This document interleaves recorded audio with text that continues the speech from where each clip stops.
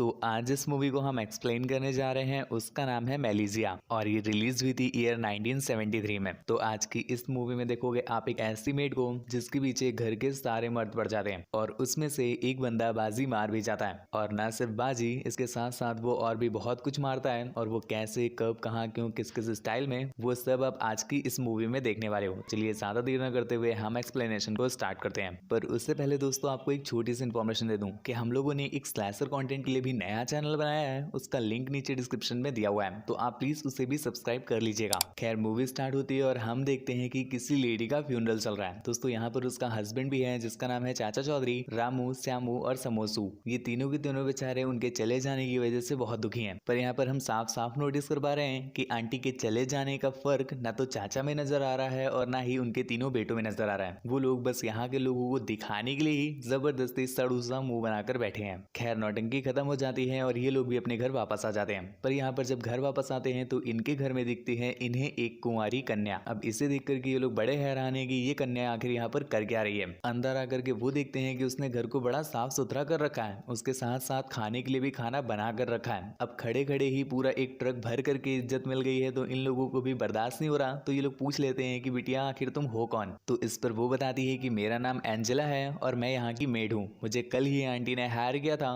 और आज ही आंटी ने बट ली। यहाँ पर वो तीनों इसे यहाँ पर देख करके बड़ा रिलीफ फील करते हैं कि चलो काम नहीं करना पड़ेगा। जिसके बाद एक दो दिन बीत जाते हैं और हम देखते हैं कि एंजेला उनका घर बहुत अच्छे से संभाल कर रख रही है। इस बीच जो उनका सबसे छोटा बेटा है श्यामू, वो भी बेचारा थोड़ा सा खुश रहने लगा है क्योंकि एंजेला उसकी इतनी केयर करती है कि वो अब धीरे धीरे अपनी मॉम को भूल रहा है। और ना सिर्फ वो ही, उसके साथ साथ घर के सभी लोग उससे बहुत खुश हैं। खैर इसी बीच हम एक आंटी को देखते हैं जिनका नाम है श्रीमती कैरलो देवी। तो यहाँ पर जो कैरलो देवी है अर्थात कैरलो, वो चाचा चौधरी को किसी तरह से फंसाना चाहती है क्योंकि वो ठहरे एक बड़े बिजनेसमैन और यहाँ पर अगर अंकल जी पट गए तो कैरलो देवी की तो जिंदगी बन जानी है। पर यहाँ पर चाचा तो पटने का नाम नहीं ले रहे हैं, परंतु यहाँ पर अपना जो समोसू है उसका इंटरेस्ट अब आंटी की तरफ बढ़ने लगा है। और ये चीज हम देखते हैं कार में जब वो उनके साथ जा रहा था। यहाँ पर उसकी निगाहें तो कुछ और देख रही थी परंतु उसकी उंगलियां कहीं और जा रही थी। आंटी भी इस चीज को नोटिस करती है परंतु वो उसे कुछ कहती नहीं। अगले दिन एंजेला ने ऐसा अनुभव किया कि उसके कोट में एक पुष्प रखा हुआ है। जब वह उसे निकाल करके अपने नेत्रों से दर्शन करती है तो वो अति चिंतित हो जाती है कि ये पुष्प आखिर रखा तो रखा किसने। परंतु इतना ही अधिक नहीं था कि इतने में ही अपना समोसू टूटी हुई टांग लेकर चला आता है। टूटी हुई नहीं कहेंगे, घायल कहेंगे, क्योंकि अभी अभी ही फुटबॉल खेलते हुए एक कांच का टुकड़ा उसके पैर में चला गया।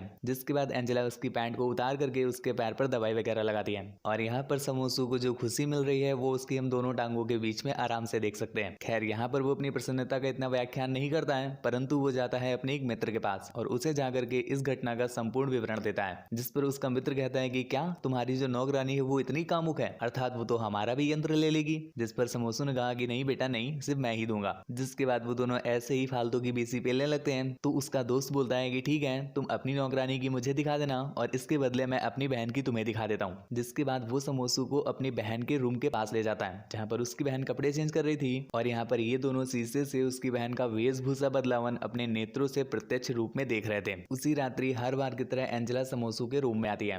जो तुम सोच रहे हो वो नहीं, क्योंकि यहाँ पर समोसू के साथ ही उसका भाई श्यामू सोता है। तो जिस तरह से तुम रात में चद्दर गंदा करते हो उसी तरह से बेचारा छोटा श्यामू अपना बिस्तर गंदा कर देता था। इसीलिए अंजला रात में आकर के चेक करती थी कि कहीं श्यामू ने बिस्तर तो नहीं गंदा कर दिया। और इसी बात का अनुमान लगाने के लिए जब वो उसके कक्ष में आती है तो यहाँ पर फिलहाल श्यामू ने तो बिस्तर नहीं गंदा किया था परंतु उसके जाने के बाद अपने समोसू की पैंट जरूर गंदी हो जाती है क्योंकि वो आई यहाँ पर अपनी नाइटी पहनकर थी। इसके अगले ही दिन एंजेला छुप करके देख लेती है कि आखिर उसके कोट में पुष्प रखता कौन है। यहाँ पर पकड़ा जाता अपना समोसू जिसकी ठरक का लेवल बहुत ऊपर चढ़ चुका है और वो किसी भी तरह से एंजेला की प्राप्त करना चाहता है। और अपना समोसू दूसरी तरफ बैकअप प्लान लेकर भी चल रहा है क्योंकि वो अक्सर अपने उस मित्र के घर जाया करता था, उसे अपनी और एंजेला की बनावटी कहानियां सुनाया करता था और इस बात के बदले उसका मित्र अपनी बहन को उसके हाथों में सौंप देता है। अब फिलहाल तुम यही सोच रहे होगे कि समोसू कितना बड़ा ठरकी है, तो मेरे भाई ऐसा नहीं है। आखिर समोसू आया भी तो कहां से है, अपने पिता से। तो उसके पिता भी परम ठरकी हैं। यहाँ पर वो अखबार पढ़ने के बहाने एंजेला के अंग प्रत्यंग को निहारा करते हैं परंतु अभी अपने चाचा चौधरी इस बात को लेकर के अति चिंतित हैं कि एंजेला का कोई पूर्व प्रेमी ना हो। जिस पर बातों ही बातों में वो एंजेला से इस प्रश्न को पूछ लेते हैं जिसके उत्तर में एंजेला ने कहा कि उसका कोई भी प्रेमी नहीं है। अब जब उन तीनों ने ये सुना तो उनकी प्रसन्नता उनके मुख एवं उनकी पैंट दोनों पर हमें साफ साफ दिखाई देती है। खैर अब उन तीनों को ही हरी झंडी मिल चुकी है तो सबसे पहला प्रयास करता है अपना रामू जो उसे घर में छेड़ने का प्रयत्न कर रहा था परंतु इतने में ही अपना समोसू आ गया जिसे पता नहीं ऐसा ऐसा क्यों लगता है कि वो सुपरमैन है। तो वो यहाँ पर उसको बचाने के लिए जाता है, जिस पर उसकी गंदी तोड़ी जाती है। अब वो यहाँ पर पिल पल के रामपाल बन चुके हैं, तो वो बेचारे शांति से अपने रूम में लेटे होते हैं। यहाँ पर एंजेला को लगता है कि बेचारा मेरे ही चक्कर में ठूसा गया है, इसलिए वो उसके पास जाकर के उसका आत्म मनोबल बढ़ाती है और उससे ये भी बता देती है कि हाँ, मुझे पता है समोसू, तुम ही हो वो जो मेरे कोट में पुष्प रखते हो, परंतु इस बात से मुझे कोई भी समस्या नहीं है। इवन मैं तो तुम्हें इस बात के लिए और प्रोत्साहित करूंगी। उसी रात्रि सबसे बड़ा भ्राता यानी अपना रामू वो एंजेला के कमरे में जाता है ताकि वो उसके साथ पेलन कार्यक्रम का आयोजन कर सके, परंतु इतने में ही अपना सबसे स्मार्ट बॉय समोसू उसे देख लेता है, जिसके बाद वो कुछ कर पाता, परंतु इतने में ही उसके नेत्र पड़ते हैं अपने पिता पर, जो स्वयं बिल्कुल बन ठन करके लाली लिपस्टिक लगा करके खुद जा रहे थे एंजेला के कक्ष में ताकि वो भी उसके साथ पेलन कार्यक्रम का परम सुख उठा सके।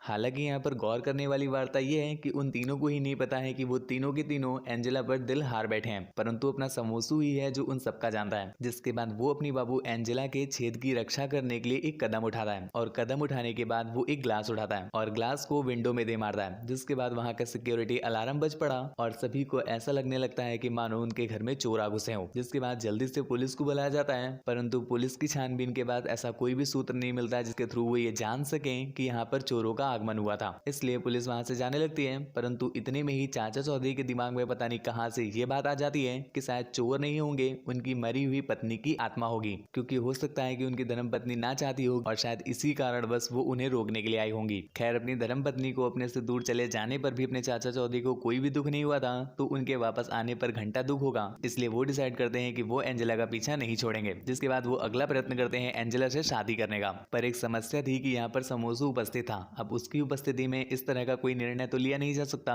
तो चाचा उसके गमन के लिए एक उपचार निकालते हैं और समोसू से कहते हैं कि तुम जाओ करोल देवी आंटी के पास और उनके पास से कुछ सामान है उसे वहां पर पहुंचा कर आओ। यहाँ पर समोसू अपने पिता की आज्ञा को तो टाल नहीं सकता था, परंतु वो समझ रहा था कि उसके पिता के मन में आखिर चल क्या रहा है, इसलिए वो अपने ठरकी मित्र से कहता है कि तुम जाओ और मेरे घर में नाक बन के बैठ जाना, जब तक मैं वापस ना जाऊं तब तक तुम उठना नहीं, ताकि मेरे पिता एंजेला के साथ विवाह का प्रस्ताव रख ही ना पाए। खैर, यहाँ पर हम कोरेलो देवी के ग्रह का दृश्य देखते हैं। यहाँ पर कोरेलो देवी भी मियां खलीफा से कम नहीं है, यहाँ कतई वो स्टेप मॉम वाला सारा कोर्स करके आई है। जिस तरह से वो समोसू को आमंत्रित कर रही थी अपने वर्टिकल होठों को चटवाने के लिए, जिससे हमें साफ साफ समझ आ रहा है कि आंटी बिना मूंगफली खाए मानेंगी नहीं, परंतु यहाँ पर इनका कुछ इंतजाम हो पाता, इतने में ही वो ठरकी मित्र पुनः वापस आ गया और उसने समोसू से कहा कि तुम्हारे जो पिता हैं उन्होंने तुम्हारे घर से मुझे डांट करके भगा दिया है। ये बात जब समोसू सुनता है तो जल्दी से आंटी को करता है साइड में और शीघ्र भागता है अपने घर की तरफ, परंतु उसके यहाँ पर पहुंचने से पहले ही देरी हो चुकी थी, क्योंकि उसके पिता ने अपनी शादी का प्रस्ताव एंजेला के सामने रख दिया था। इस बात पर एंजेला भी ना करने नहीं वाली थी, क्योंकि वो बहुत धनी थे और धन किसको नहीं प्यारा, परंतु यहाँ पर बाहर खड़ा अपना समोसू ये सब कुछ सुन रहा है। जिसके अगले ही दिन अपने चाचा चौधरी पहुंच जाते हैं अपनी मॉम के पास, अर्थात समोसू की दादी माँ।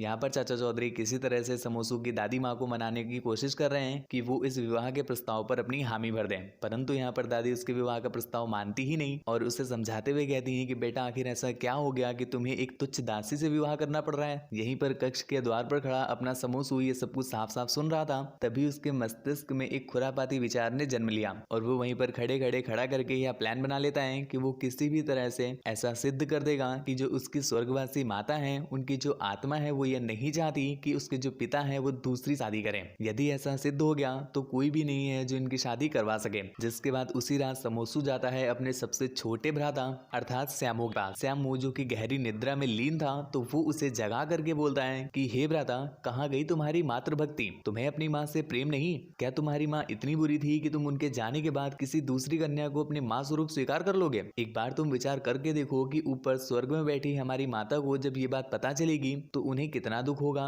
ये बात जब उनका छोटा भ्राता अर्थात श्यामू सुनता है तो उसका हृदय कंपित हो उठा है। इस पर उसके आंखों से आंसू ठीक उसी प्रकार झलकने लगते हैं जैसे आपका द्रव। उसके करुणा का ये शोर सुन करके और आंखों की धार देख करके वहाँ के सभी लोग उससे पूछते हैं कि आखिर क्या कारण हो गया कि तुम इतनी रात्रि में इतने दुखी हो। जिस पर श्यामू ने उन सभी को अपनी मन की व्यथा बताई कि मैं किसी भी पराई स्त्री को अपनी माता स्वरूप स्वीकार नहीं कर सकता। यदि मुझे कोई माता चाहिए तो मेरी वही पुरानी वाली माता। यहीं पर उसके निकट खड़ी दादी माँ जब उस छोटे से बच्चे के दिल की पुकार सुनती हैं तो वो अपने निर्णय पर पूरी तरह से अटल हो जाती हैं। और अब जब माता जी ने संपूर्ण रूप से मना कर ही दिया है तो वो बेचारे अपने ग्रह पर वापस लौट आते हैं। यहाँ पहुंचते ही एंजेला को एक क्षण भी नहीं लगता ये समझने में कि ये सारा किया धरा समोसू का था, क्योंकि वो जानती है कि समोसू का खुरापाती दिमाग जब तक उसके छेद को चाट नहीं लेता तब तक वो कुछ न कुछ खुरापात करता ही रहेगा। जिस पर वो वो घर पहुंच करके समोसू को बहुत खरी खोटी सुनाती है। समोसू जब इस बात पर विचार करता है कि एंजेला शादी के लिए इतना ज्यादा उत्सुक क्यों है, तो उसे समझ आता है कि एंजेला इसीलिए विवाह करना चाहती है ताकि जो उसकी गरीबी है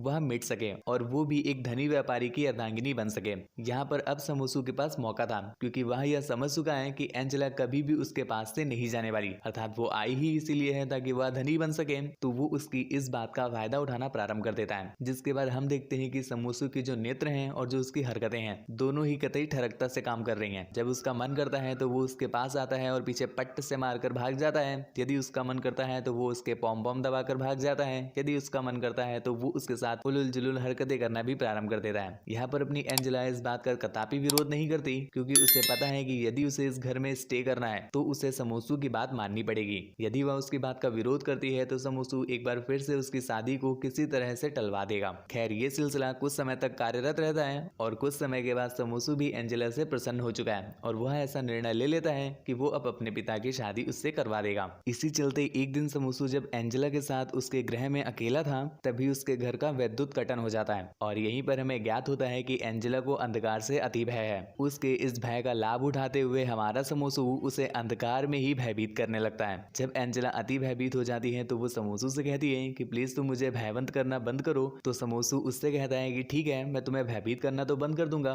परंतु उसके लिए तुम्हें मेरा एक काम करना होगा। एंजेला, जिसकी संपूर्ण रूप से फटी पड़ी है, तो वो भी उसकी बात मान लेती है, जिसके बाद आप भी जानते हो कि समोसू उससे क्या करने के लिए बोलेगा। और वहां पर हम देखते हैं कि उनके घर से पलंग के हिलने की आवाजें आने लगती हैं। अंदर क्या हुआ होगा मुझे तो समझ नहीं आ रहा, आप मुझे बताइएगा कमेंट सेक्शन में। खैर, पलंग हिलाने के बाद अपना समोसू संपूर्ण रूप से तृप्त हो चुका है और वह अपने पिता से कहता है कि मेरे स्वप्न में एक बार फिर से मेरी माता आई थी और उन्होंने मुझे यह आदेश दिया है कि मैं अपने पिता को जाकर के यह बात बताऊं कि अब मेरी माता इस रिश्ते से संपूर्ण रूप से प्रसन्न हो गई हैं और अब मेरे पिता चाहे तो उस दासी से विवाह संपन्न कर सकते हैं। अब भाई साहब, यह समाचार सुनते ही चाचा चौधरी की तो निकल पड़ती है, जिसके अगले ही दिन वो ले जाकर के एंजेला के साथ विवाह को संपन्न करते हैं। और इसके बाद हम देखते हैं मूवी के अंतिम क्षण में जब चाचा चौधरी अपनी हो चुकी अर्धांगिनी अर्थात एंजेला जी से कहते हैं कि तुम अपने पुत्रों को चुंबन दो, यह यहाँ का रिवाज है, पर वह चुंबन एक माता की भांति होना चाहिए। जिसके बाद हम देखते हैं एंजेला रामू को चुंबन देती है और वो श्यामू को भी चुंबन देती है, परंतु जब बारी आती है अपने समोसू की तो वो उसे चुंबन न देते हुए उसे एक छोटी सी मुस्कान देती है। और उसकी इस मुस्कान को अगर हम हिंदी में अनुवादित करें तो उसका यही अर्थ है